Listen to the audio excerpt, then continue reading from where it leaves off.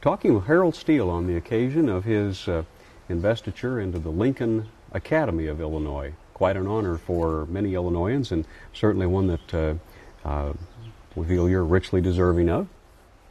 The Lincoln Academy is quite an honor, isn't it? Indeed it is. I had, through the years, attended a couple of other academies, and in the audience, little did I ever suspect that I would be one of the recipients. And I was certainly impressed with the methodologies carrying out this very unique program here in Illinois. And it makes you even feel better when Abraham Lincoln's name is attached and is a centerfold and is the focal point of the program. And I think that the officials in Illinois that instigated this program are to be recognized and honored for their intuition and the purpose of the Academy. And yes, indeed, we were honored, and you feel good. Now, we're on your farm here in Bureau County. It's not too far away from where you were born, is it? Well, as a matter of fact, I've always lived here. My folks moved into this particular house from down the road, which was now we call the tenant house. And my mother decided and told my dad that they were going to go up to Lee County for my birth. I was the first one in the family to go to this particular little hospital. Actually, it was two houses put together with a breezeway between, Dr. Angier up in Sublette, Illinois. So, but I've always lived here on this farm, in this house, and as my father always lived on this farm. My great-grandfather bought the original 80 acres back in 1873. But he was not a farmer. He was a storekeeper in the village of Dover. Was there ever any mystery that you might become a farmer, or is that always something that pretty much a sure bet? A sure bet from the very beginning. That's what I wanted to do. And I had two brothers, and we all grew up on a farm. We all participated. My oldest brother, in fact, farmed a number of years before he retired from the farm. My youngest brother chose another avenue. What do you love about farming? I guess a good bit like my dad, the spring of the year, to see everything come to life.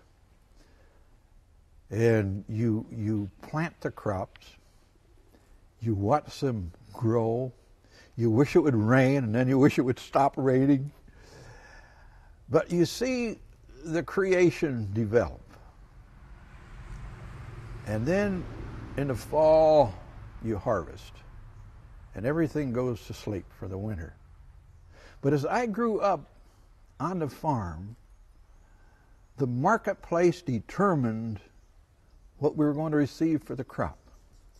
The competitive enterprise system was really in my blood because it was in my dad's blood and his father's blood. And this causes you to skirmish and think and plan and manage. But now there's a great change in this, and we're seeing that the competitive enterprise system on the farm is disseminating rapidly. Vertical integration is causing, to me, a severe problem, an unconscionable problem, an unfair problem. And I'm really disheartened to the fact that we're seeing the marketplace jerked out from underneath the farmers, and they're going to become a labor force. I think it's a terrible thing, not only for the largest enterprise in America, agriculture, but it's a terrible thing for the ultimate user, the consumer. And we're doing, in our society, nothing about it. And I happen to believe that our forefathers, as they drew up the Constitution, as they drew up the other documents so important to our society, I believe our lawmakers are turning their heads the other way to agriculture. Why is that? Well, as Earl Butz, the former Secretary of Agriculture, would have said, the vertical integrators have greased the skids. They've greased the skids. And the heads that should be looking to this are turning the other way. To me, this is far different than mom and pop's grocery, mom and pop's drugstore. This is an enterprise that has proven through the years to be infallible, and now we're seeing it just destroyed. How has it changed over the years since you entered farming as a young man? It didn't change. You know, I farmed on my own after World War II. But up until World War II, I was part of the enterprise here as a family operation. You know, we three boys and my two sisters would enter into the activity of production and processing of the foods that were produced here. You milk the cows and feed the cattle and the hogs and gather the eggs for the chickens and so forth. That was a self-contained unit.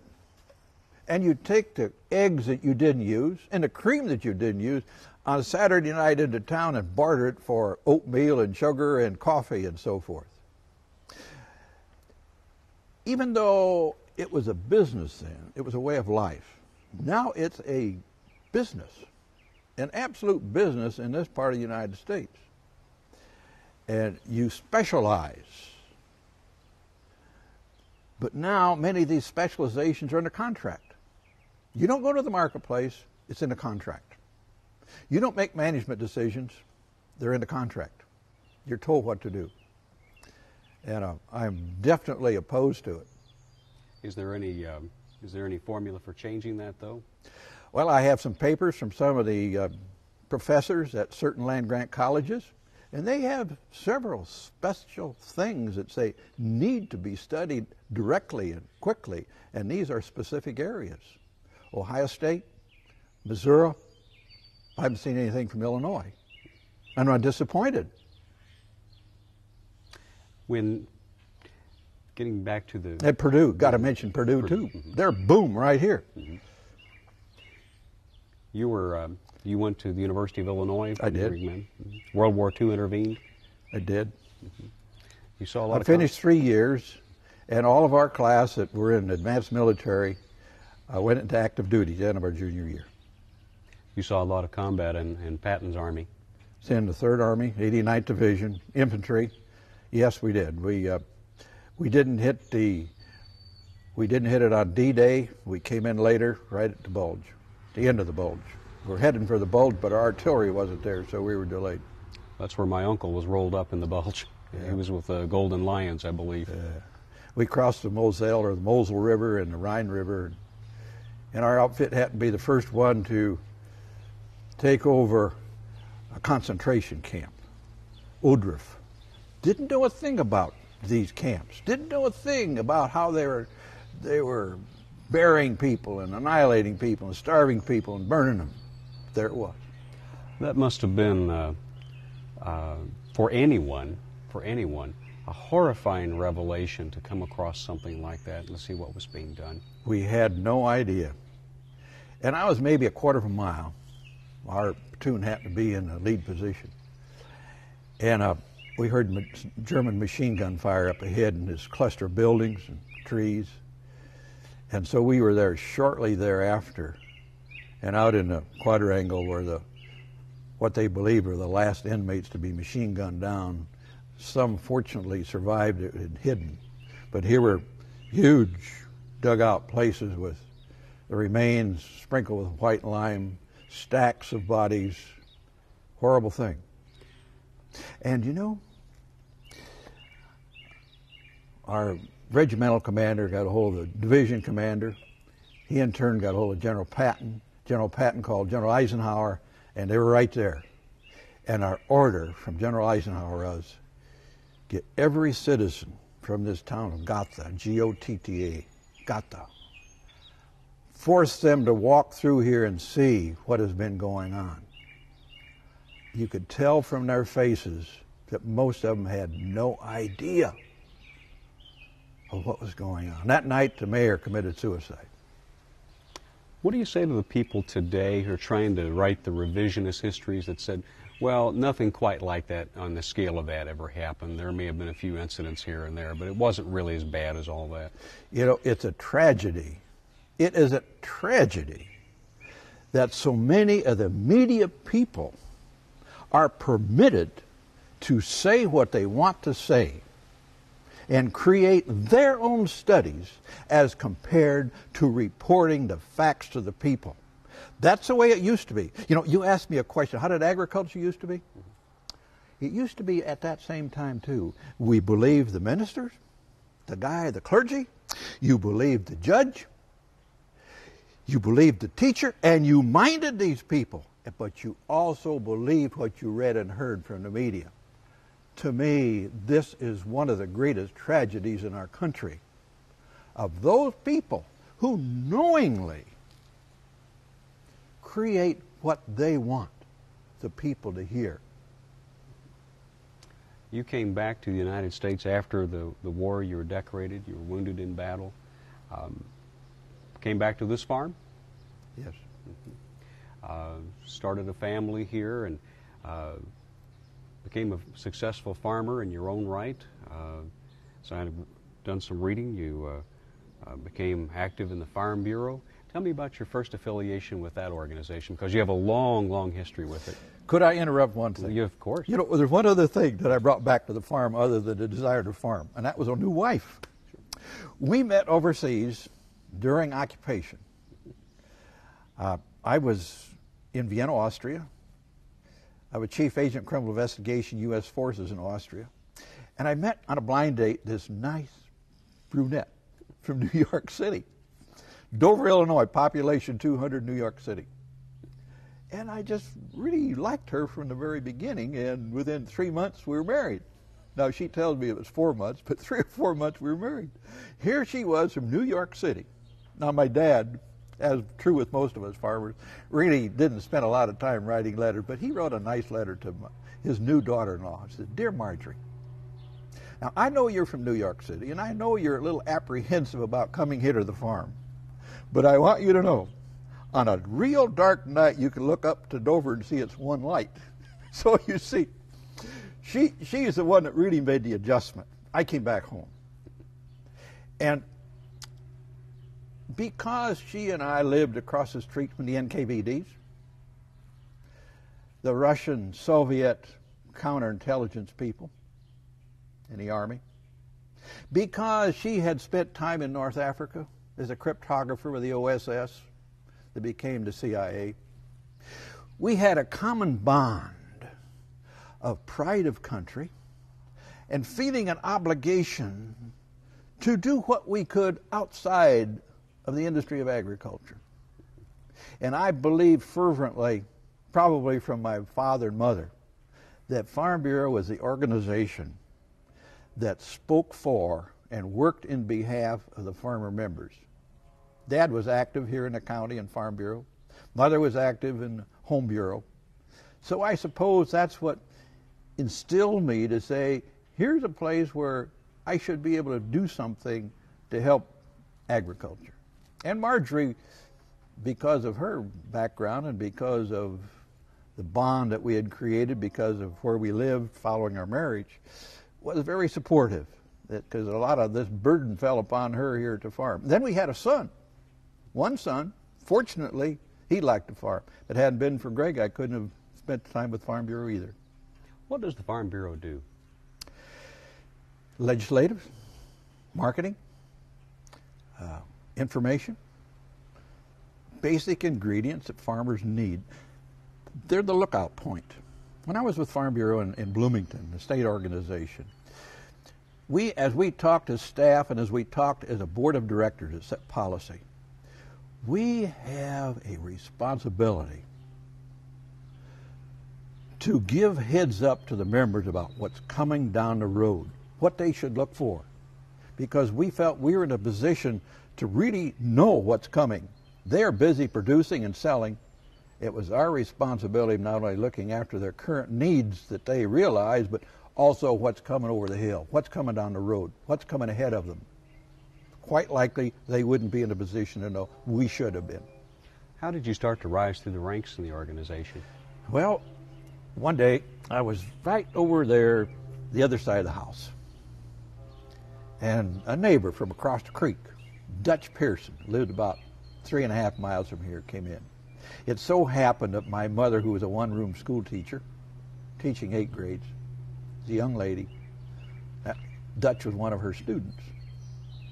I always call him level-headed. He chewed tobacco at that time a little bit, came out of each side. Dutch came in and he said, "Your turn." I said, "What do you mean it's my turn?" Well, he said, I have been representing Dover Township on the county board. I'm going to retire. Now you do it. It's your turn. That's the way it started. So I became a candidate and was selected on the county board. You worked your way up in politics. You worked your way up in the Farm Bureau. You became president of the Illinois Farm Bureau in 1970. Yes. And served 13 years in that post. Yes. You saw a lot of changes and a lot of different programs initiated, active in a lot of legislative activities. Let's talk about some of that. Property tax reform and farmland assessment reform. Why is that so important to the farmer? At the time that we were working on this particular issue, we had a tax structure of personal property tax as well as land tax.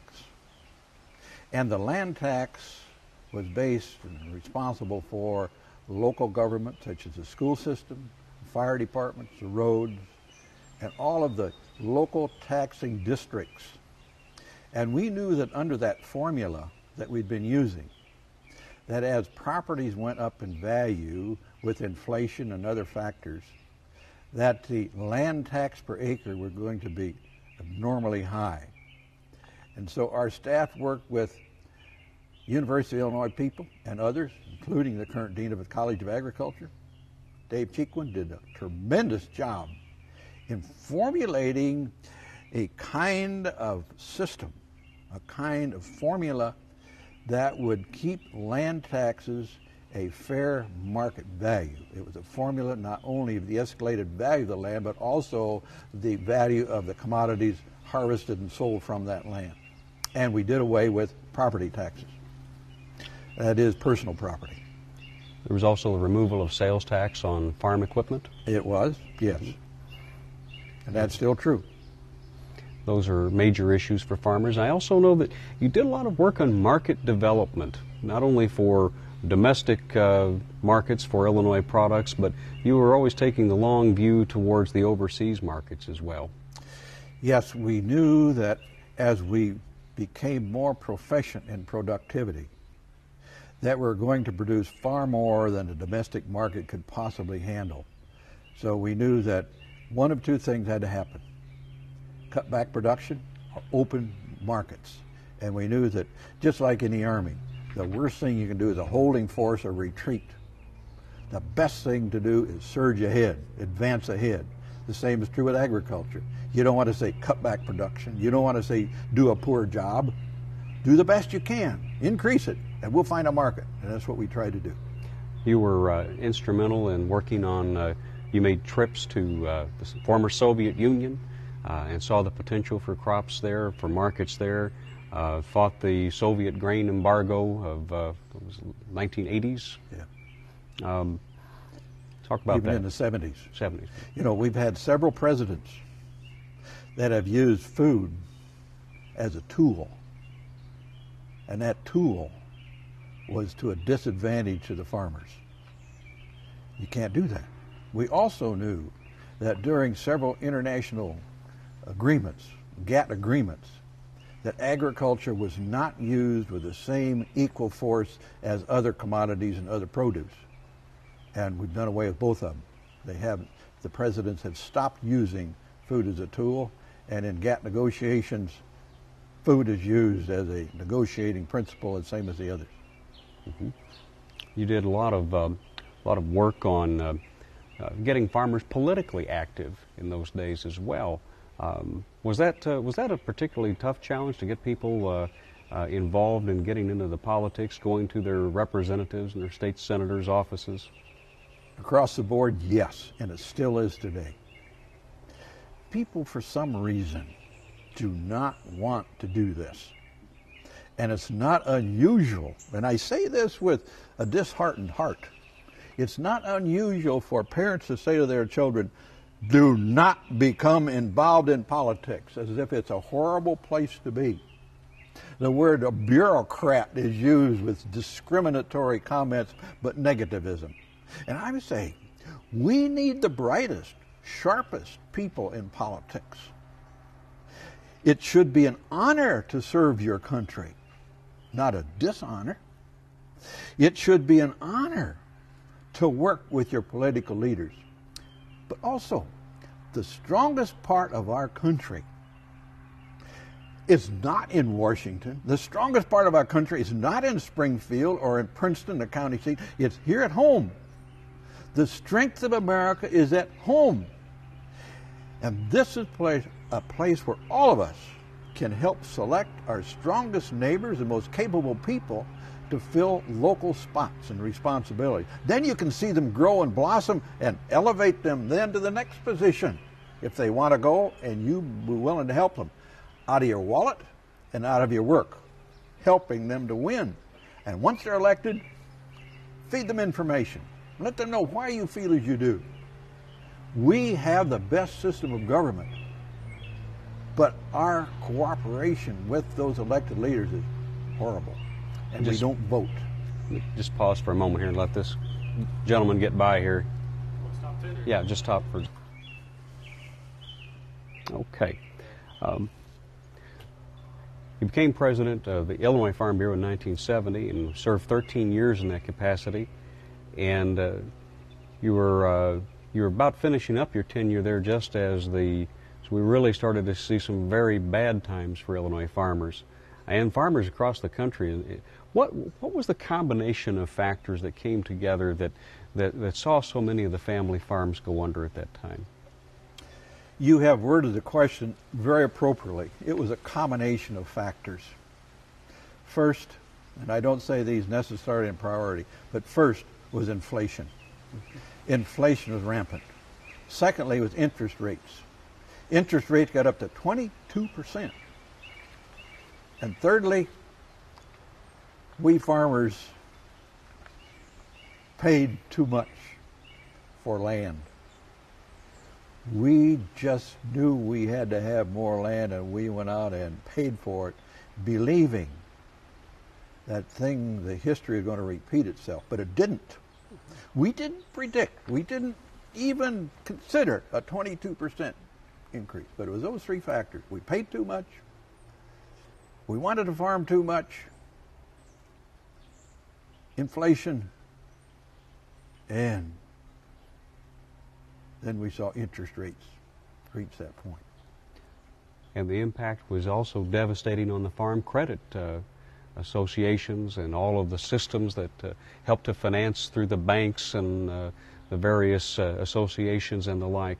And your expertise was called upon in Washington and under the Reagan administration and later the Bush administration, because a lot of the places that made the farm loans, they started to flounder because the loans weren't they couldn't be paid off. It was tragic. I want to speak to the point in two areas. The farm credit system was the blue ribbon, historically the blue ribbon, the champion lender of currencies, monies to farmers and ranchers and the cooperatives that served them. They had performed marvelously through the years. You know, they started after World War I, and their record was tremendous. They helped untold thousands of individuals and entities.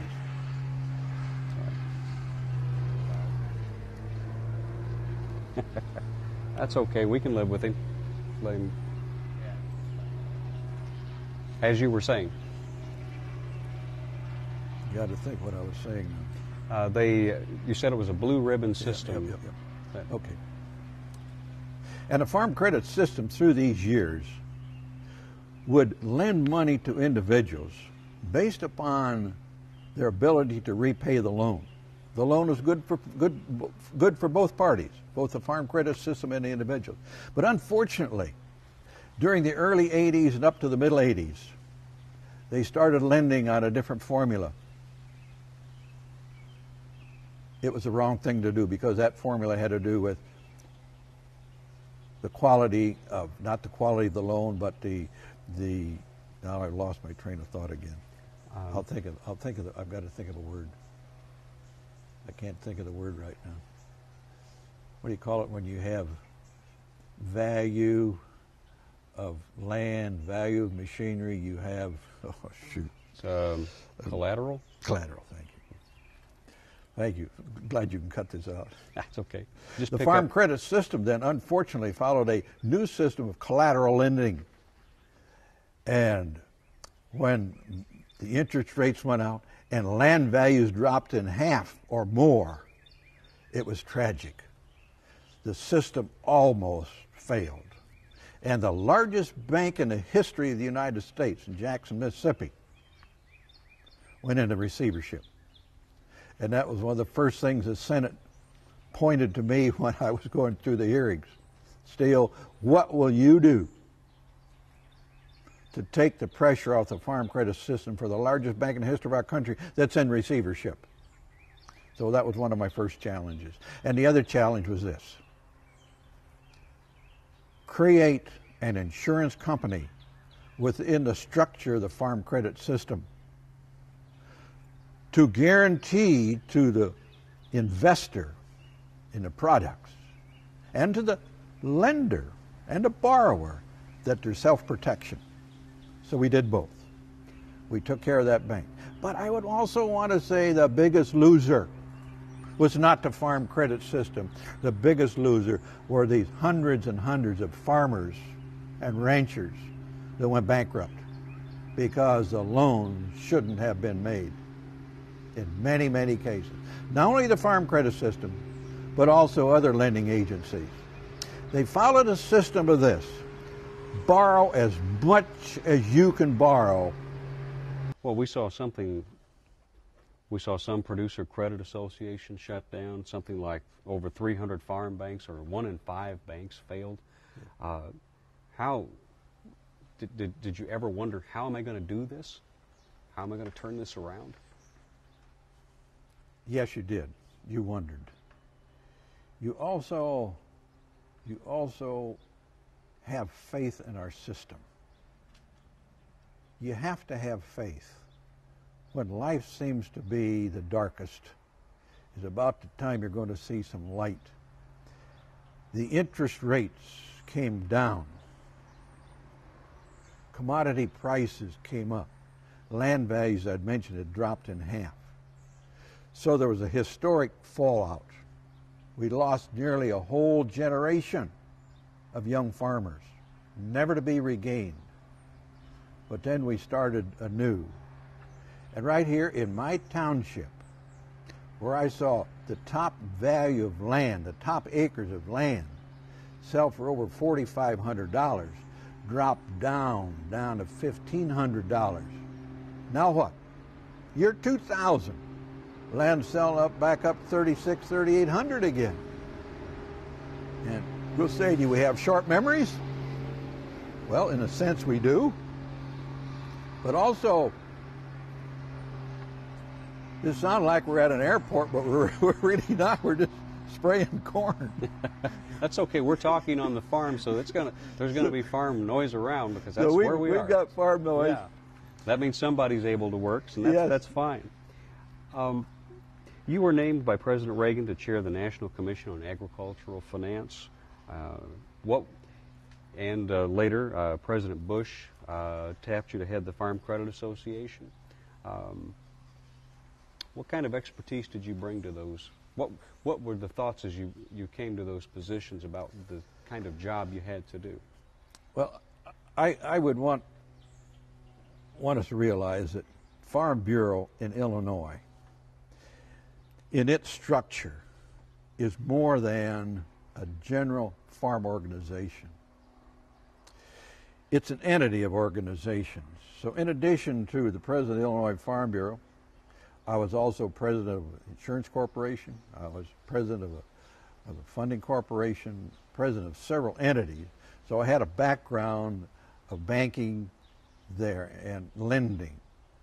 Then I served, after I left Farm Bureau in '83, I served then for a number of years with a bank holding company. So I had the background of banking, not near to the extent of the volume of business of the farm credit system, but I did have that basic background, plus the administrative background. I inherited at the farm credit system these bureaucrats, and I smile because I too on the farm had heard that word. The third day, Margie came out. They'd had a welcoming for me. I said, Margie, these bureaucrats, I have just met my second Farm Bureau family. I couldn't be more pleased with the dedication, with the qualifications, with the teamwork that I could envision within those minds and those eyes of those people. And that's precisely what I found in the 4 years. My job was to create and develop within the Farm Credit Administration, the regulator of the farm credit system, an environment whereby these people could, without fear of their positions and their dedication, what they believed into that job description called for, that they could work unfettered from outside forces. And they produced admirably. They produced so well that many of them worked themselves out of jobs, and we cut back staff as certain ones retired. I was very proud. Many of them came from rural America. One came from Boston. So wherever they came from, I saw within their productivity something I was proud to be a part of. That was in the executive branch of government. We were an independent agency. What were the key changes that you made? I opened up the door so they could feel and know that I would protect them from outside interference when they were carrying out their duties as assigned. That's the primary thing that I did do. Also, I brought in some outside people. And I would say that as through the due process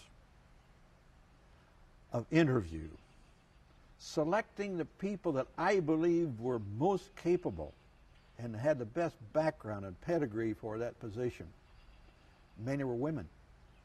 I believed I was going to be called a womanizer. I brought in many top staff females that did such a marvelous job. It also, I saw, caused the men to get a lot better, called competition. When I came there, there was one woman in a top spot. When I left there was about 6 of them. And out of a dozen, that's pretty close to 50%. Well, the strategy must have worked because the system stayed on. Whoops. I knew. Hang on a second.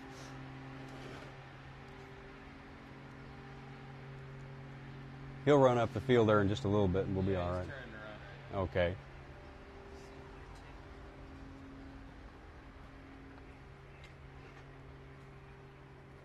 Let's see here. Okay. Well, the strategy must have worked because the farm credit system stayed on its feet. Many of the banks stayed in business. The money that Congress was loaning was paid back ahead of schedule, according to farm economists that I've talked to.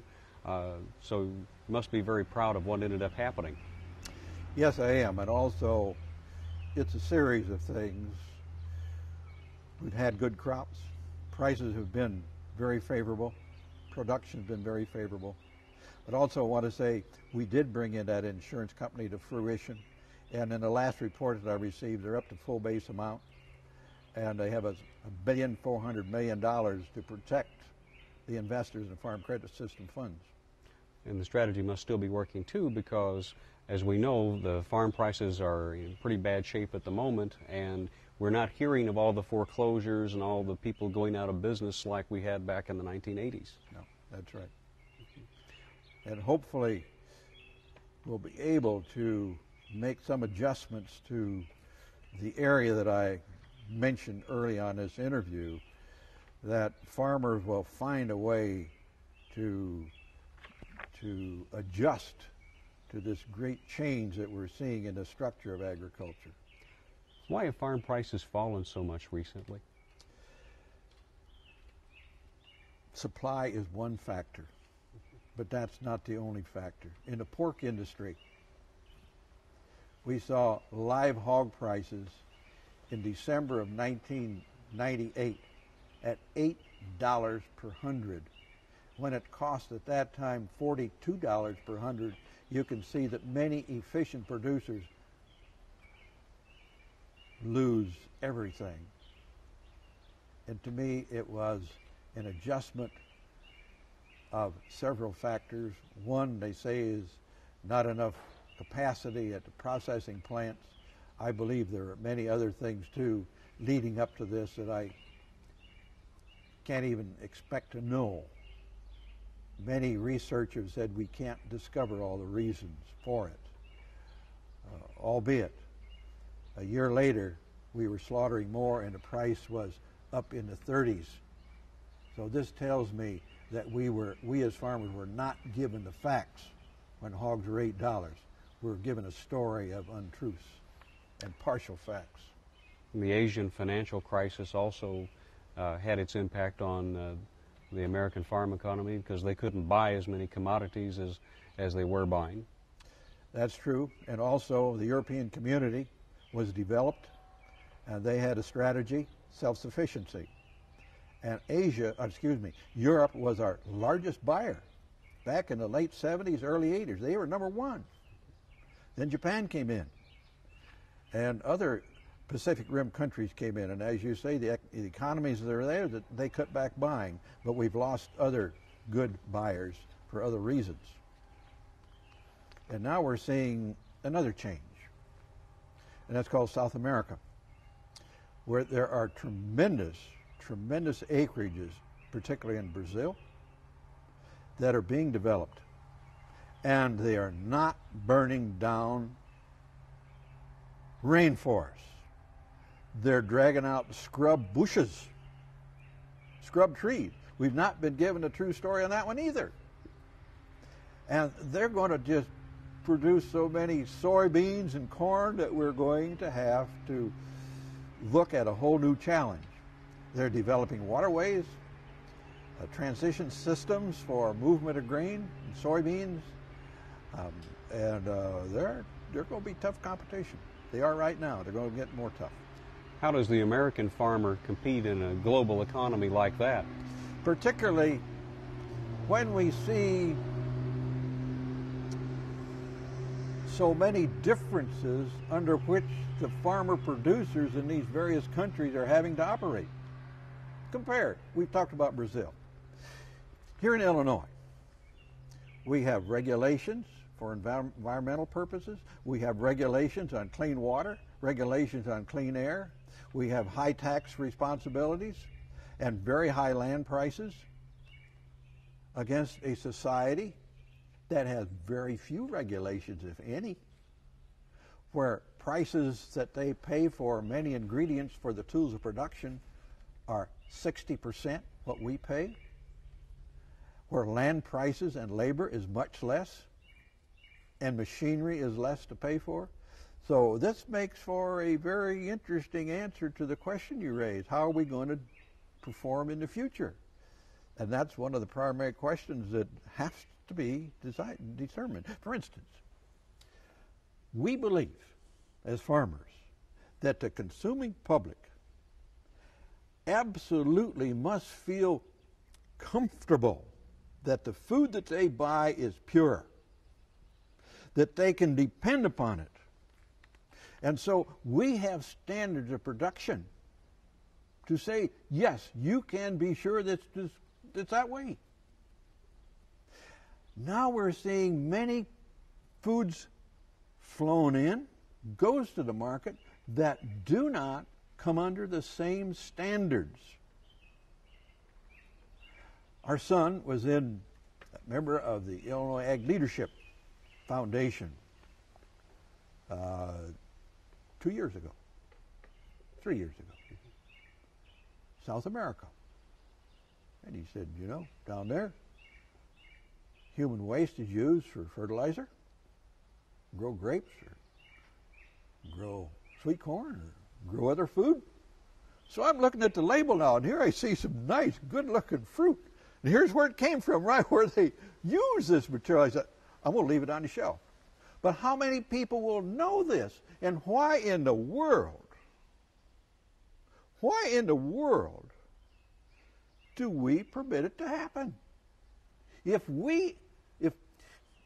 If these regulators that we have are so interested in the consuming public, then why does their interest fail to .0 when the product comes in? That tells me that's really not their main concern as a consumer. It's more of their concern what's going on at home. With little concern of the imported quality. I think it's two standards. And they're talking out of two sides of their face.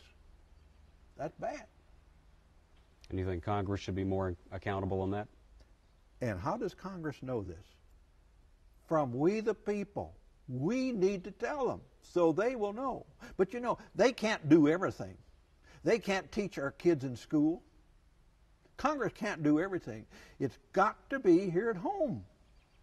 When we render out the facts, then we need to put on the platter the facts for our members of Congress and say, here is a problem, here should be a solution. Please think about it. Think of the consequences. You know a broader picture, but here's what we see and here are the facts. And we have searched them and researched them very carefully. And we've got our own regulatory issues here that we have to deal with as well. I just sat through about 3 years of debate in Springfield on large livestock farms and the regulations that go to them. There's discussions also of what we should do with bioengineered crops and so many things on the board. How do you keep it all straight? You know, Margie and I were over in Africa a year ago, July. We had American Field Service daughter from Holland.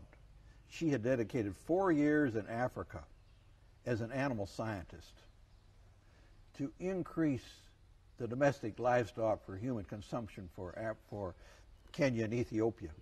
And Aka showed us several things going on in Africa and introduced us to some people.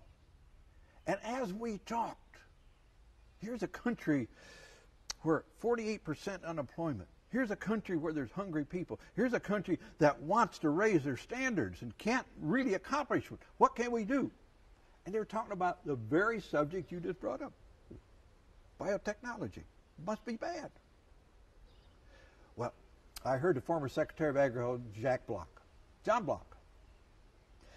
I thought he made a tremendous statement. He said, you know, those people that are complaining about genetically engineered products to food, and they're probably eating seedless grapes when they're making these detrimental products. He said, comments, where do you suppose the seedless grapes come? God didn't make seedless grapes, man did. Now, I think that's one more good example of fact. Seedless grapes haven't hurt anyone since they were developed.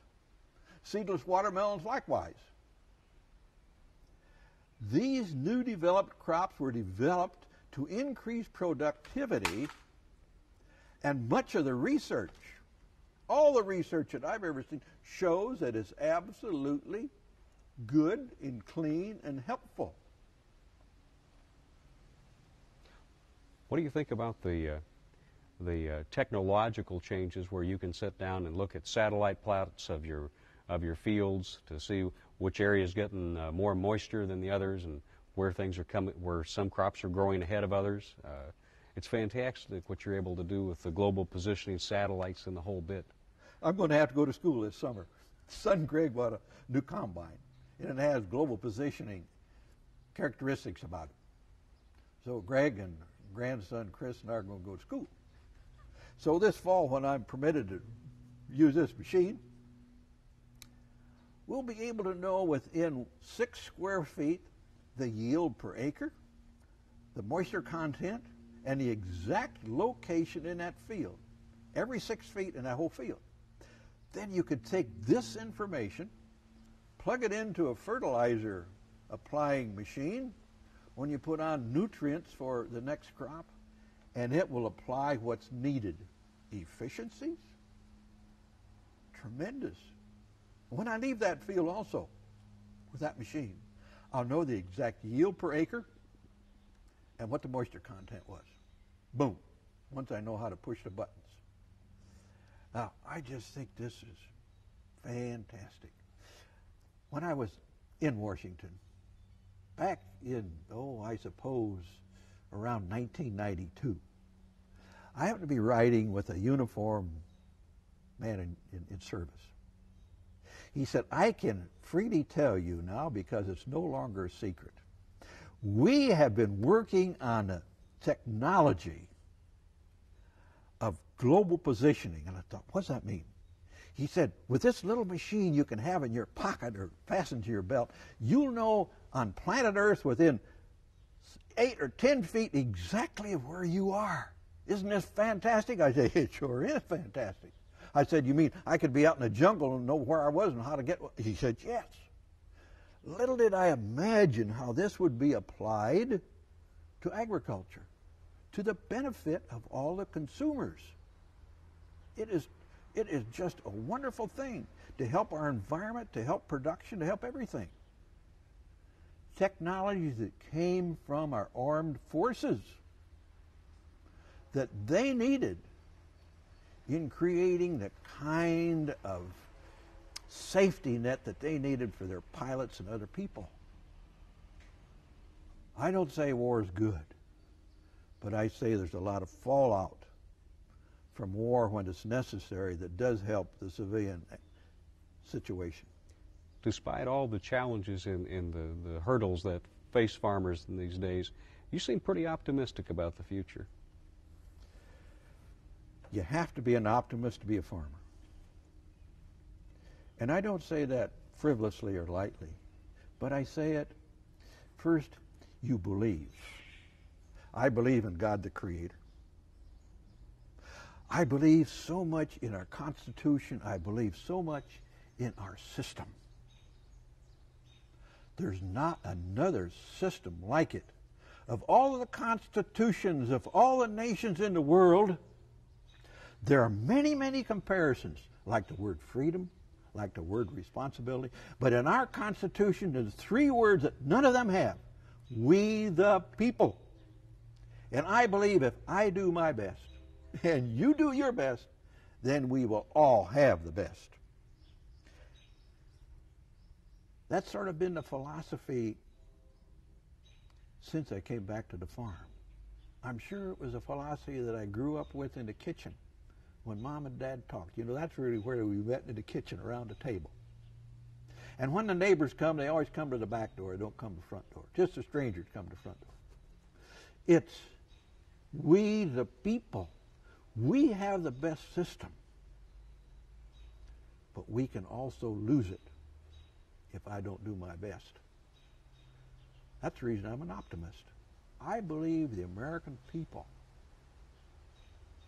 when it comes to push, are there. I believe when you're up to the storm door and it looks like tomorrow is going to be impossible, your neighbors are there. You know, out here on the farm, when it came spring plowing or spring planting or harvest, if I'm in a hospital, all the neighbors come. You help one another. In early America, when a lightning hit your barn and burned it down, all the neighbors came for a barn raising. It's still here in agriculture. We help one another. And my wife's from the city. Once I got to know her family, I saw within them the same thing. There in the city, there's that same quality and determination. When somebody's down, you're going to be there to help them. And I believe that's true with our society. In America, if you have faith in the system, if you have faith that people are going to invest, if you have faith that people are going to buy for the food tomorrow, you can be sure that you're going to have a place to sell your product as a farmer. It used to be that I could give eggs to the neighbor or sell them for a nickel. Anymore with regulations, I can't do that legally because they say I can't. But we've adjusted to some of those things. I think we're on a good point to end. Mr. Steele, thanks very much for your time. I really do appreciate it, and appreciate your sharing your story with us. Well, I'm glad that you've been here on this beautiful day in June, where the sun rays are warm, where the water has nurtured this new crop.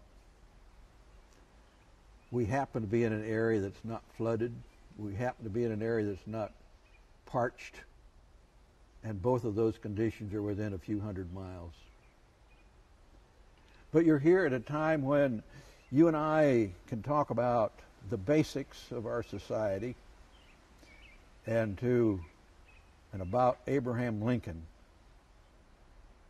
who created within his own virtues as a human honesty, integrity, a will to win, to lose an election or 2 or 3 or 4 elections, but to win the presidency. And as president, the most difficult time of any president's. Our nation was 85 years old when 12 states seceded. It wasn't just slavery. It wasn't just economics. But Abraham Lincoln says, this nation, the last great hope of planet Earth, must be saved. He too believed in the American people. He too believed that a will to win was essential when the chips were down. Today, he's recognized and honored and revered, not only in the United States, but around the world. I'm fortunate to be a citizen of a country where Abraham Lincoln was one of those great leaders. We all are. Thank you so much. You bet. Thank you.